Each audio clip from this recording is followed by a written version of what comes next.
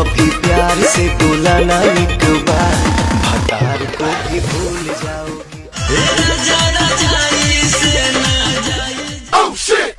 लेकिन ये साला कर क्या रहा है यहाँ पे? अरे सरवा ये तो बिस्कुट खात बा यार, हम तो कबू खाबे नहीं भन। चलिए इसे मागी दे देना है, छोड़ाई लिप सारे से। अरे ध्रुवा हमार करे जवा का हाल बा रे, का हाल बा? सब ठीक बा, तू आपको बताओ। बढ़िया बारे बढ़िया। और मम्मी पापा सब मजे में? हाँ सब मजे में। और पढ़ाई लिखाई बढ़िया चलती बा? हाँ सब बढ़िया चल गया। अच्छा के बिस्कुट वा दे दे। बहुत देर से होइए लगत बा ये अब दे न, अब न देत सारो के मारम मोहिमो हो छोड़ाई के अब चल दे।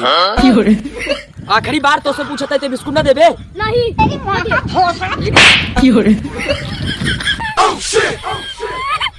सारे नाही तो खाना बिस्कुट ना दे।